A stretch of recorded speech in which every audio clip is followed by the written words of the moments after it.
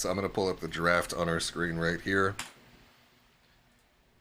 And we got it here, Garden of Terror. This is hella entertaining. Have to lay down fat compliments. Hey, thank you very much, was poppin'.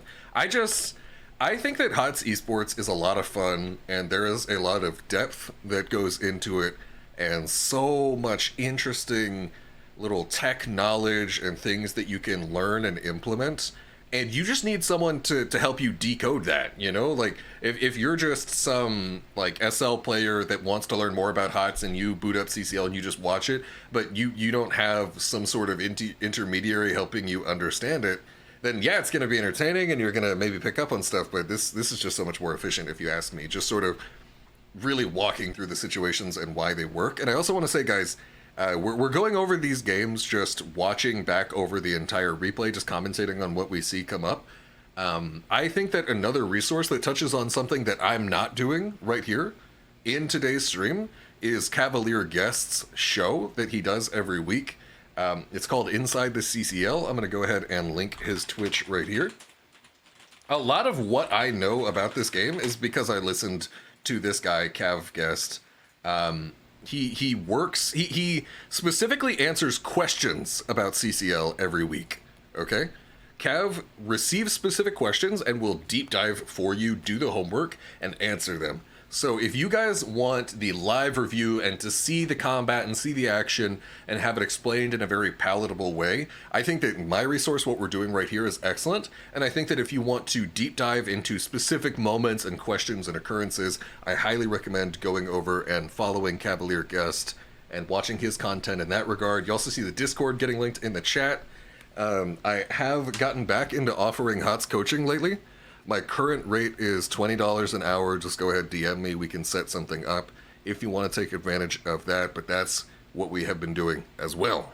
Alrighty. You can DM him on his Discord through !Discord in the chat. Yeah, join the Discord. Get in here. Talk about HOTS. Get some coaching. The same Hang thing out. For Inside the CCL on Cav's stream. If you want to ask questions, go into his chat, join his Discord, and make sure to ask him the questions in the appropriate channel. Absolutely. All right, we took the hat off and the points got redeemed, so back on it goes. I was personally going to redeem them myself if no one else did, so I'm actually running out of points on your channel. Oh no! I had thousands. Now I'm down to 10,000 points. 10,000 quid. Oh no! Yeah, squids. 10,000 squids. Alrighty, let's take a look at this Granite Gaming versus Diamond Hands drafts. This is on Garden of Terror. Double Global is seen... Actually, hold on. Am I looking at the right thing? Yes. Double Global is seen on Granite Gaming. Nice. For Tahaka and Falstead. Of course, this means that we can expect to see some skirmish plays. We can expect to see a lot of map pressure right there. Especially Double Global into no globals at all. I expect Granite Gaming to just be able to pressure the map constantly. There's also another thing... Johanna into a non-cleanse support again. Making Bless Shield really valuable again. Oh yeah, but the thing is that yes, Stukov doesn't have cleanse, but they have Lunara, who has Abolish Magic at 13. So I think that a lot of times, like, it's certain heroes are really, really good. They just come with certain draft weaknesses. Like, Stukov doesn't have a cleanse. So a lot of times what you will see teams try to do when they have these Stukovs is that they will pair up Stukov with Lunara and abuse Abolish Magic at level 13 to get a sort of pseudo cleanse. They will pick up a Garrosh because he has Into the Fray at level 7, able to give his teammates Unstoppable. You might even see, for example, a Johanna using Falling Sword to give teammates Unstoppable. That's kind of delayed, so sometimes it can have issues, but it is not uncommon to see a team try to compensate for their teammates' lack of Unstoppable, and I think that's part of why the Lunara is here alongside the Stukov, in addition to just being really good at dealing damage and having vision control. Alrighty. 100% agree. Let's go ahead and look. That was Garden of Terror Game 1, Granite Gaming versus Diamond Hands. Let's go ahead and take a look right here. If you look at who does camps better, Diamond Hands has Maev, which means they have Nicias, which is a really good talent for speeding out. Actually, does she pick Nicias this game? I don't want to be like saying, oh, they have this really good talent for doing camps and then just don't pick the talent. That would be we actually, I think they didn't pick it in a different set today or yesterday. Yeah, we see the Nicia's momentum right there. Nicia's memento from Maiev. Always going to be a staple whenever Maiev takes a lot of camps. And one thing that I also noticed is that Nintori was playing Zul here. Somebody talked about this when we were watching these games last night. Nintori picked Zul into the Rhaegar and into the Johanna. His ability to slow down the attack speed of Zul, I can't help but wonder if that's going to be particularly relevant. I know Zul does a lot of other things. In fights, a lot of his contribution is effectively just to hit all his buttons. And, you know, if he can auto-attack, that's just a nice boost. So I'm sure Nintori thinks it was okay, but that was at least an interesting dynamic. There was... I don't remember whether it was Justin or Alex the Progy, but one of them said Zul's job in a fight is to walk into that fight, press R, and then die. You just want to get that poison over on as many people as possible. However, I think in this game, his job is to also press Q, because once he gets to level 20, he can reduce the healing of Ancestral Healing by, like, 85% or something. It's, yeah, Mortal Wounds from Zul is so nutty in the late game. Let me see, what other notes do I have right here? We have, going over here, we're going to see one of my earliest notes is that Granite Gaming actually defends against this top bruisers using the Siege Camp. Yes, they cap the Siege Camp in response to the hard camp, meaning the Siege Camp is clearing the Bruiser Camp for them. And notice that Azerite uses the black arrows to shut down the Bruiser Camp. He knows that he's not going to use it to push within the next 40 seconds, and they just need to clear this Bruisers, and they use the Giants plus the Sylvanas. Great play by GG in particular to shut that down. Meanwhile, you got teammates on Bruisers over here. Let me see. My next note is not till 5:40. Oh, we got the... So, the reason for that is because these teams are both macro-orientated, especially the Granite Gaming team. They really value getting value on the map, having Falsat in the split lane alone while the Tribute is down here, getting value, and just playing it slow. See, Diamond Hands actually what's up? Looking for a stall, but they give the objective, because on Garden of Terror, contesting the enemy's objective is really difficult, just because of how it's positioned around all of the walls. So Diamond Hands wanted the stall, but they didn't look for anything else. Chat, I'm about to drop a knowledge bomb on you, okay? Based on where this first objective is, you know where the first 6 objectives are going to be on Garden of Terror, okay? Garden of Terror has 2 different cycles of 6 objectives that it uses, and you know what the cycle is going to be as soon as you see the first one. It's either 3 objectives or 6, but I'm pretty sure it's 6, all right? And the pattern that is present, I know, is in the shape of a spike. All right? So the first objective on Garden is always bot side. Always. Every time. Okay? And it's a question of if it's either bot left or bot right. If this objective is bottom left, then afterwards it's always top middle. Or actually, no, I think it's just always top middle. So you have it's always top middle, yeah. Yeah. So it'll start out on one of these bottom ones. So it starts out bot left, then it'll go top middle, and then it'll go bottom right. And then there's a similar trend just flipped with the top. I don't know which one it is, but it'll go bot left, top middle, bot right, and then it's either top right, bot middle, top left, or it's the other way around, top left, bot middle, top right. But there's a consistent pattern. There's a really good chart for it. I don't have it on me, but I think it's in the Windstriders Discord somewhere. And so as soon as you're 30 seconds into the game, you know what the first 6 objectives are going to be like for Garden in terms of where they're going to be. And so that allows you to plan out several objectives in advance. And so, yeah, you see you're asking how to use that knowledge. So say, for example, Dingaling, you would know that hypothetically the next objective is going to be on your side of the map. How are you not any closer to knowing what it is, Heretic? I just explained how it works. Okay, we explained like the first 3, and then the next 3 is like between 2 different. God damn it! Hold on. Sets. Garden of Terror objective pattern HotS. Let's see if I can find this here.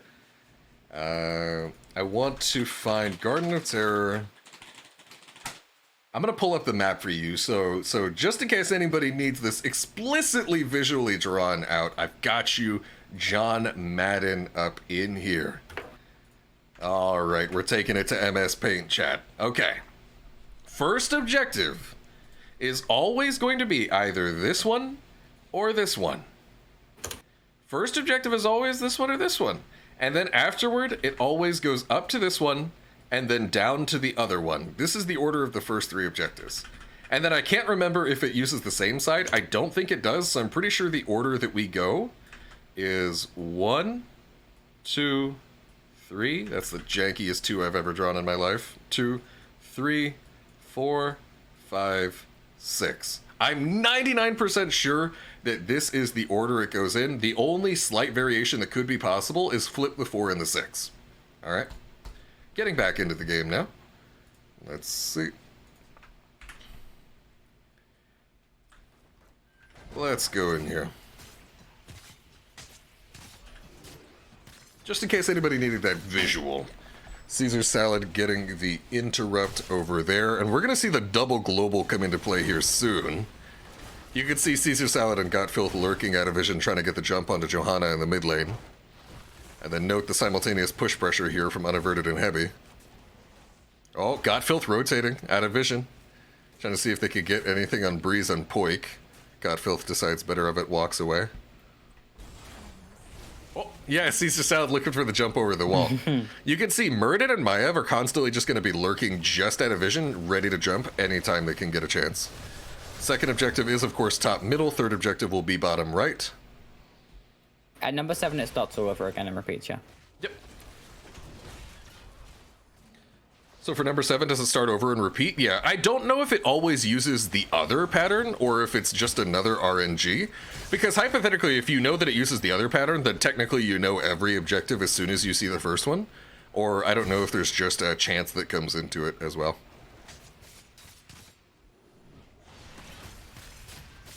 Alrighty. And then we're about to see an overextension from Diamond Hands right here. They look for the pressure onto Poik, and this actually opens the door for the abuse by the double global.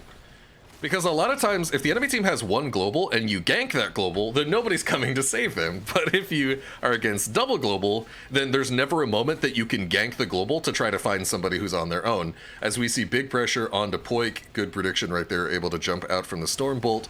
And then the rotation. They rotate up their non-globals, Breeze and Azerite. And then here's the Dahaka Dung. Or Dahaka Dig, rather.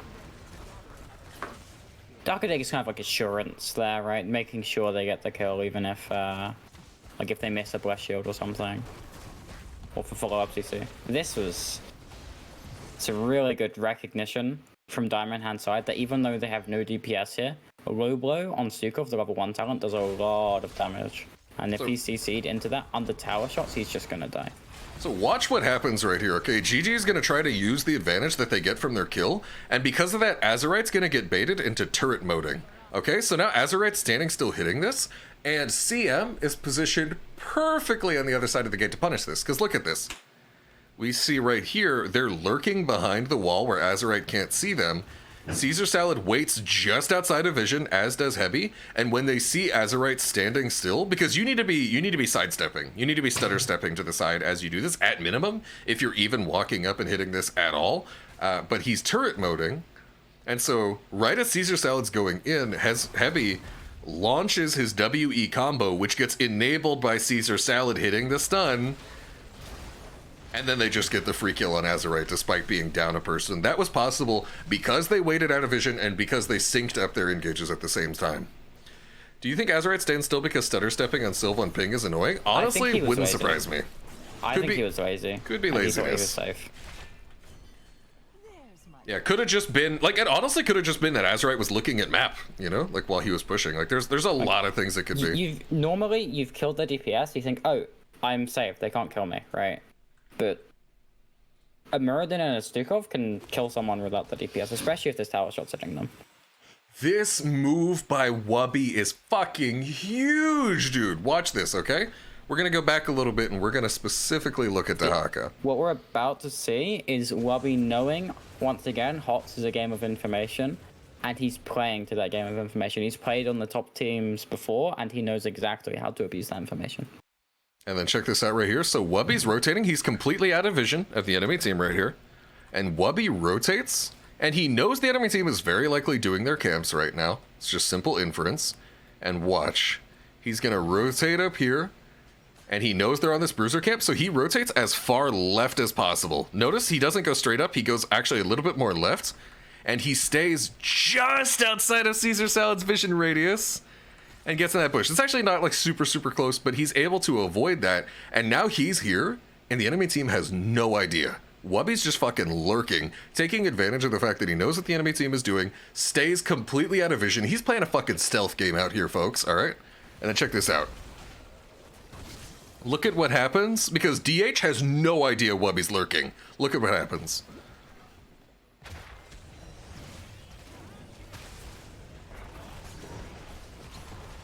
And then Gotfilth very nearly dies. Like, that is super close to being a kill, because Wubby lurked there, and as Maiev was just walking by, hits the ISO.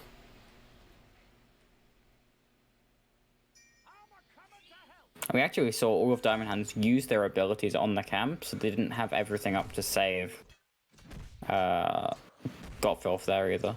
Like, Stukov had silenced the camp, so we couldn't silence on top of Gotfilth when they went on him. And then the Wisp right here from Lunara is going to be pretty big. You're going to see the threat of vision control. Lunara's using her Sentinel Wisp in that bush. It actually barely doesn't get hit by Breeze because of that. And they go in on him. Good combo. Iron Skin barely comes out. If that Iron Skin didn't come out, that's just massive damage. And it was very tight timing. Placing the totem in the wave with his lightning shield to clear the wave. But he's not in danger of standing up there himself. Mm-hmm. That's something you see a lot of Rexar players do. Totem forward, yes, W yeah, on the totem. I see Rexar players do that all the time. Rexar, you know what I'm saying. All right. So then, notice right here, totem with the lightning shield on it. And then watch, the Wisp just died from Unaverted. Unaverted's about to threaten a new Wisp. And this creates a very interesting little dynamic here. So guys, Smexy is lurking in Wolf. And whenever he exits Wolf, it'll be put on a 4-second CD. Rehgar is just dead in the water if he gets caught during those 4 seconds, right? So Smexy's actually going to drop Wolf right here and heal, and he starts clearing out this vision. But Caesar's been camping that bush. Caesar didn't leave. And so he starts to hit the vision, and Caesar just fucking jumps on him.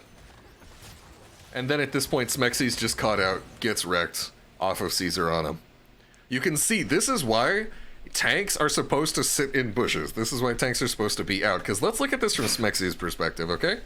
Caesar Salad walks in that bush. Oh, shit. Let me see. Why did we have vision of him? Wait. That was like a bug. Yeah, that looked like a bug of having vision when we weren't supposed to. Maybe because of the totem? No, totem's gone.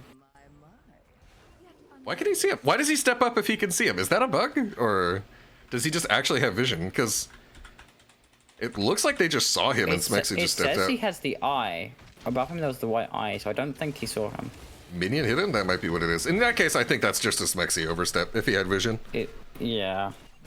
I thought that was a little bit more stealthy. Yeah. And so again, I've talked about it so many times here today. As soon as an advantage happens somewhere, the enemy team uses that. Oxygen knows, hey, multiple members of CM are mid. We can just go hard on this Zool. He doesn't have any help. So this is Granite Gaming versus Diamond Hands now. Oh, did I say Oxygen?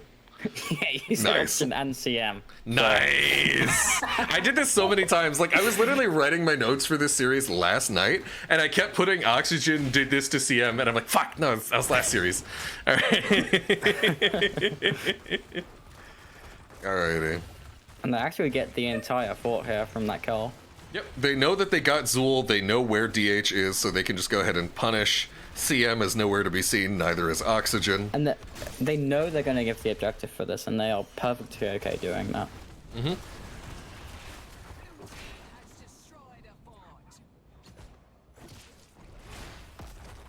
Quick flying to the other lane to help defend.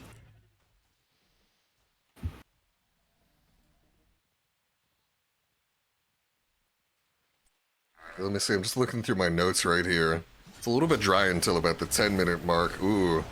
Yeah, see, guys, I notice how Breeze timed his Unstoppable as he broke the Umbral Bind. That's actually pretty super huge important into Maiev. is if you're unstoppable as the chain would pull you, you still take the damage, but you don't get pulled. But unstoppable itself does not remove the chain. It's a similar deal to being unstoppable as you walk out of Butcher's Lambs to the Slaughter. You need to actually break the chain with the unstoppable. If you're just in it, it doesn't count. And actually here, so despite giving the objective, Oxygen, Granite Gaming don't lose a single fort. Yeah, this objective's just not very strong. Like, yeah, so getting bot fort for objective is a massive trade in their favor.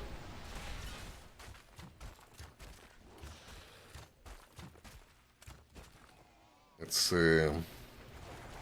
Oh, the timing is about to be nutty. We're about to see something insane from Smexy right here. What was that you said about unstoppable and Butcher ult? They need to be unstoppable as the chain gets applied. So, Ding, if you're unstoppable as Butcher applies the chain, then that gets rid of the chain. If you're unstoppable after getting chained and you walk out while unstoppable, that breaks the chain. But I don't think getting cleansed and just getting unstoppable breaks the chain on its own. Am I making that up, Cascon? Or say it again. So Butcher, okay? Butcher chains you. If you get cleansed, the chain is still on you, yeah? You need to walk out of chain range to break it? Yeah, you have to walk out of chain range to break the chain. However, it will cleanse the silence until the cleanse goes away. Yeah, you don't have the silence while you're unstoppable, but the chain doesn't get removed by unstoppable. The chain gets removed by you walking out of range while unstoppable. Yeah, you have to walk out of range while unstoppable. Yeah, it's a similar deal to how you have to walk out of Mosh Pit while you're unstoppable, or you have to walk out of my FW, which is the example right here. It works like my FW. Is probably a very good way to phrase it. Yeah, and if you just get the cleanse and just stay in, then it's gonna stay on you. Alrighty. And so, dude, Smexy is actually a god. Take a look at this right here. What's about to happen? So CM is going in on Breeze. Breeze does not have his team. He gets disked. And so now everybody's grouping up on him. And look at this. So Smexy Breeze walks up as Breeze gets out of the thing containment. He stays further back so that he can't get interrupted on anything. Look at this, chat. That didn't look insane in the moment, but look at what actually happens here, okay? Watch, Breeze gets disked. This is very important. Breeze gets disked.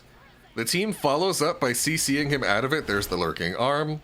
And watch, we have Umbral Bind from my Ev. Wasn't it? I thought it was used there. It might have actually been somewhere else. Either way, that enabled the Iron Skin to come out from Smexy. Yeah, it cleansed the silence, it cleansed the following stun, and it would have cleansed the Umbral Bind because he got the Iron Skin off. But Iron Skin, Umbral Bind was just used right there, so I don't think that cleanse was as insane as I thought it was in the past, because Umbral Bind gets used after he gets out. Either way, though, it was still good thought by Smexy. And good restraint to not Ancestral if it's not 100% necessary. Yeah, Johanna's fine. It's hard to go in on Johanna, because you kind of have to perfectly CC chain her, and if she gets even a single still frame, then she just gets the massive shield and unstoppable. You have to be very confident you're doing it. There was no follow-up, so no need to cleanse. Really, there's an insane cleanse that denies a MyFW. I'm pretty sure at some point that I thought was this, but I guess not. I think I just thought there was a MyFW there and there wasn't. And so then here, what CM is doing, guys, this is super, super common. You're down a talent tier, so you can't fight the enemy's main group of heroes, so you just gank their offlane. This is incredibly common. You're down 16, you can't go fight them, just gank offlane. And that's like a general thing, but an even better thing is gank the global. Yep, because... Just gank the global hero. Yeah, if you gank someone that's not the global can come in and help them. If you gank the global, I talked about this earlier in this game, then they can still get the other global to help, but they don't get the double global in to help. So they just go in, they gank Wubby, exactly what you need to be doing when you're down a talent tier. But notice the response is instant from Granite Gaming. They immediately push something down, despite being 4v5, despite running away scared because they're 4v5. They push this down, and then they leave before they get fully rotated on by DH. Killing those buildings is something we saw all of the time in HCC. When there's a commitment on the other side of the map, you're free to do whatever you want. We've seen it less in CCL, and I'm glad we're starting to see teams like Granite Gaming kind of abuse that fact that there's overcommitments on the other side of the map. Ura did not queue. I don't know why. You know what? I'd be down to look at that mid pick again. Oh my god. No, it's too likely to break the replay. We don't have to. And we don't have to go back. Yeah, you're right. We got to get out of here. Alrighty. Oh, I remember Wubby actually has a really big tunneling claws play that's going to come up sooner or later. My note has it timestamp at 11:55. Right here, buying time for the global to show up. There's Wubby. Oh, I think he actually got, he got 10 seconded. He was trying to isolation Caesar Salad right there and go in on him. Because if you land the ISO on Muradin, he can't avatar. And Muradin that can't press avatar is very killable. And he can't press jump either. Yep. It would have set up. So the second isolation hits there, it's just easy Blessed Shield, and then they can just kill him as well. Or condemn into Blessed Shield, perhaps. Yeah. Okay. So let's talk about what happens right here going into this fight. So you can see Dahaka is tunneling claws at level 16. So he actually moves faster during burrow than when he's just walking. And he uses this to close the gap between him and Gotfilth right here. He gets into burrow, so he moves faster, so that way he can tongue Gotfilth. He lands the tongue onto Gotfilth, and then unaverted, abolish magics it and gets rid of it. And that's right there we were talking about. They have no cleanse on the Stukov, but Lunara helps compensate for it. Abolish magic saves his teammate's life right there, or at least makes it much more secure. And then there's Maiev just classically jumping over the wall, but this fight is so awkward. And this fight really, Smexy's positioning is a big part of this. Okay, let's look at this under a microscope. So we're coming into this fight. Speed up a little bit. And what Gotfilth hopes happens here is that the members of GG clump in this little area. He hits a huge Umbral Bind. They all just are in the clump. They all get follow-up lurking armed by Heavy and die. But what actually happens here, watch Smexy. This is very important, okay? Watch Smexy. He doesn't get baited by having melee. Smexy runs away. And so then because Smexy is over here, this is a very important difference, because if he's even right here, he's clumped. Smexy walks away, and then Gotfilth is now in the middle of a team that isn't as clumped as they'd like to be, and he containment discs like the only reasonable kill target, if you ask me. I think that's kind of just bad from Gotfilth. What's up? And this is the thing we were talking about in the previous game as well. Even though it looked fine to clump there from Granite Gaming's vision, Smexy knew clumping is bad. I don't have vision of my ever. I can't clump. I'm going to spread. I'm going to make sure. I'm going to play disciplined. I'm going to make sure that we're fine. Yeah, and like I could show you clips of Cascon himself. There are times where the rest of his team clumps and he's playing Malfurion and he walks away. So that way when they all get Dragon Arrowed, he can just cleanse it off everybody instantly. And so that was a similar dynamic as well to playing Malfurion. It's also important. It's important on basically anybody, right? Because you can't cast cleanse while you're CC'd. You can't cleanse a teammate if you yourself are CC'd. Because Malfurion has an AoE cleanse, it's technically more important for him, but it's important no matter what you play. Like whether it's a melee, whether it's a ranged, whether you're the tank, whether you're the support. Not clumping is a fundamental thing that it's hard to not do. And it's very important to not do. And so we're going to see Smexy intentionally not clump from his teammates and walk away, and that actually specifically is going to create problems for Smexy later in this game, and also in another game in this series, because Rehgar has the shortest range cleanse in the entire game. It's going to get Breeze killed in a later team fight.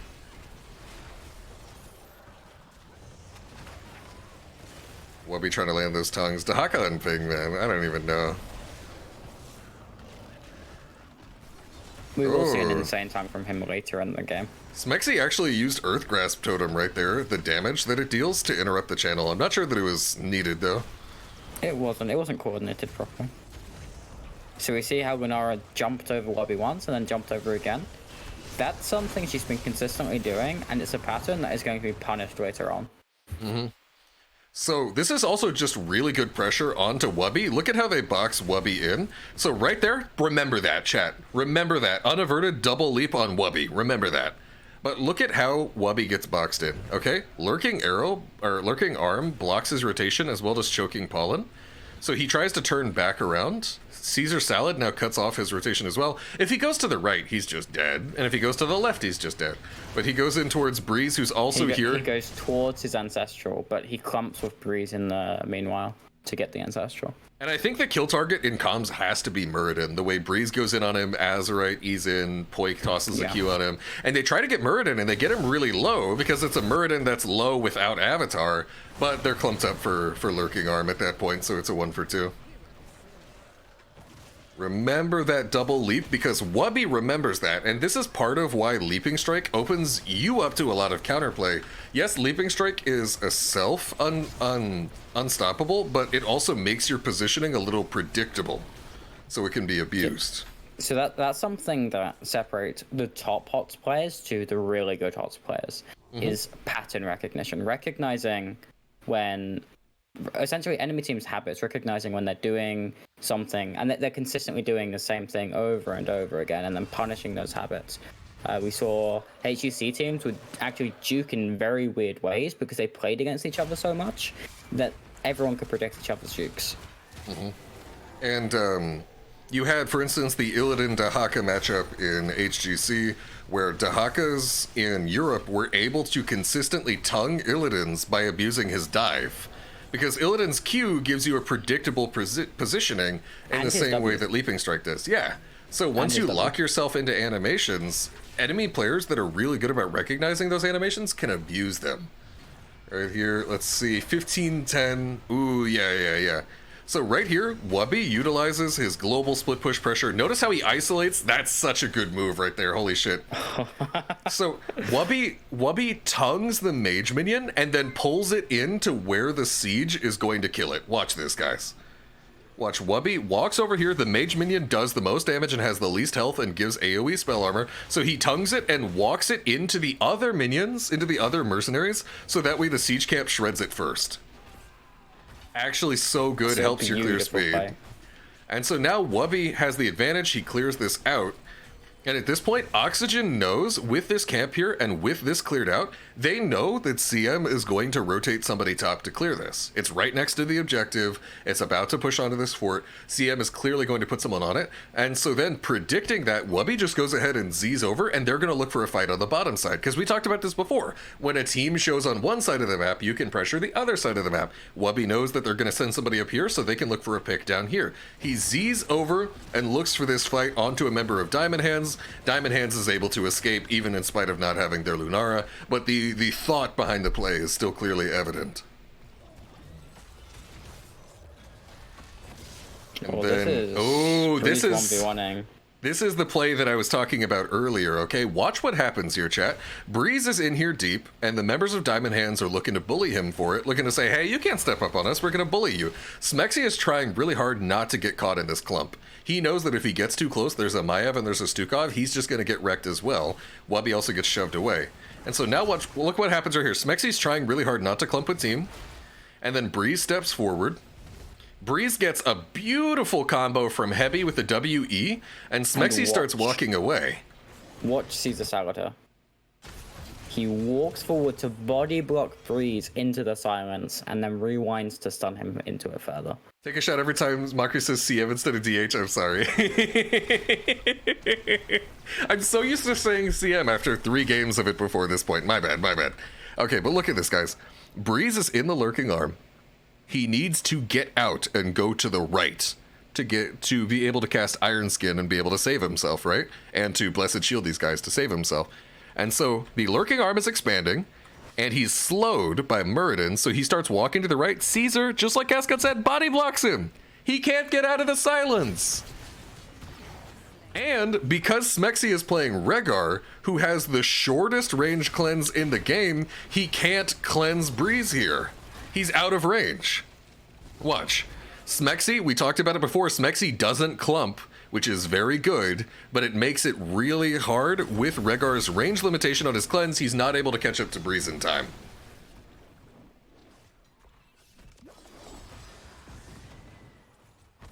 And I believe that also causes another Breeze death later in this series when Smexy is splitting from Breeze, and if he's like any other support, he hits the cleanse because all the other supports have longer ranges, but because he's Rehgar, Breeze dies. And once again, for Smexy, that's actually a bit strange because back in HGC, Rhaegar had more range on his cleanse, so he hasn't practiced the shorter range cleanse. So the place he has to position is slightly different now to where it was in HGC, and he hasn't adapted quite yet.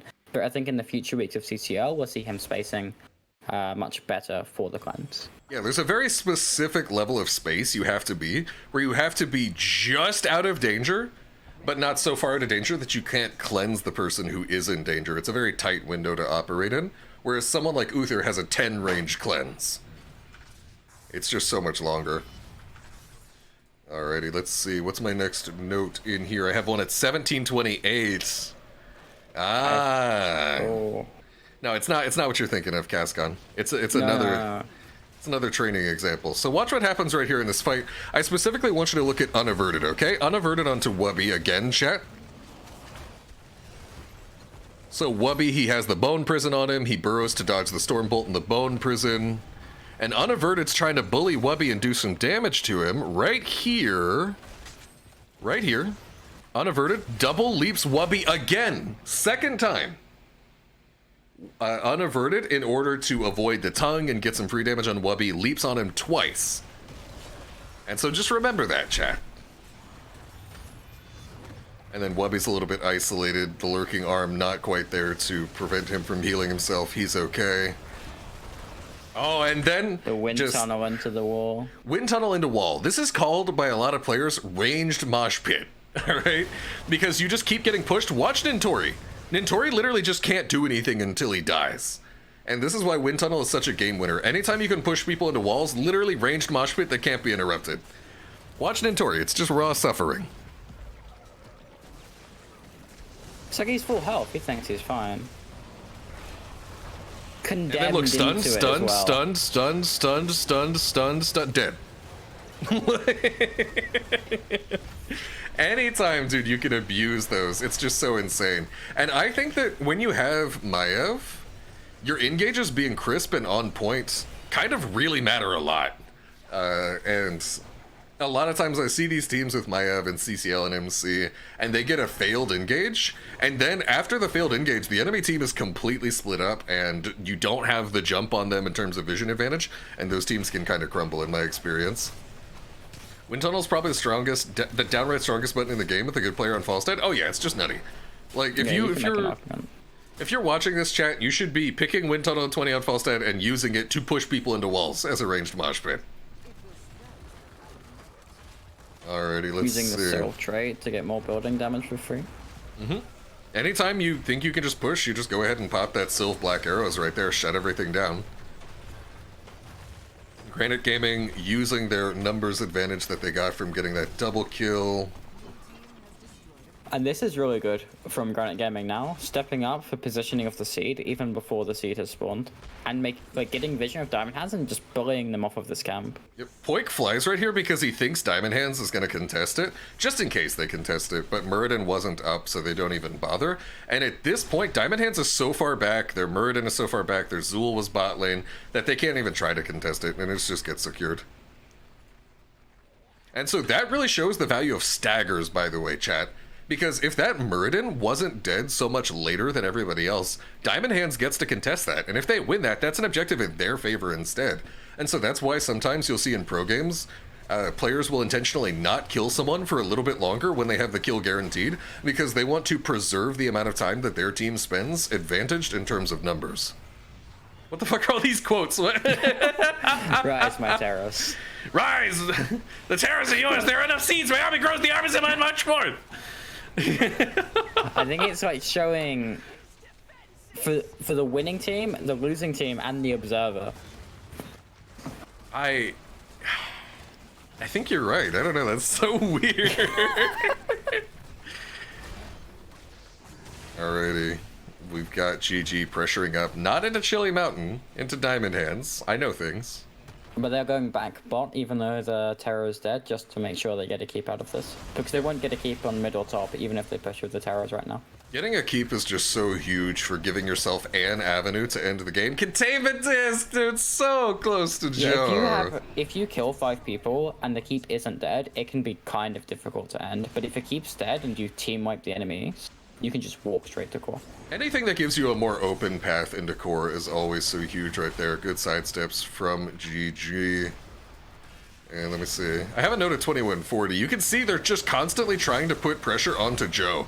It feels like this entire game, and really to an extent CCL in general, has teams trying to focus tanks, and either they bully the shit out of the tank like what we saw earlier, or they're in a situation where they kind of just can't. Like, it's very draft dependent, but there are games where CCL teams hit tank over and over and they're just trolling. And there are games where CCL teams hit tank over and over and they have a really positive matchup and they just bully. The bullying happened a lot in what we saw in our very first game of the series today, with Oxygen versus CM, where Stitches just got bullied the whole time. Ooh.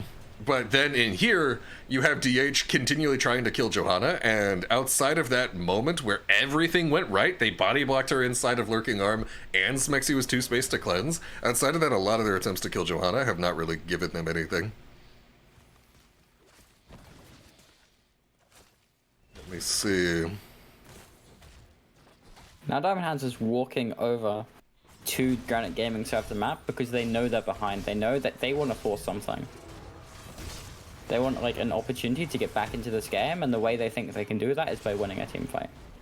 And you can see right here, Diamond Hands wanted to kill Breeze out of that containment disc, so Poik hits the ranged gust, which prevents them from stealing this camp and peels Breeze at the same time. I think that's kind of filthy. Now Wubby is here. And again, I think that consistently my Ev teams just kind of scramble whenever they're engaged flounders. Like, but they are okay. They can just walk out.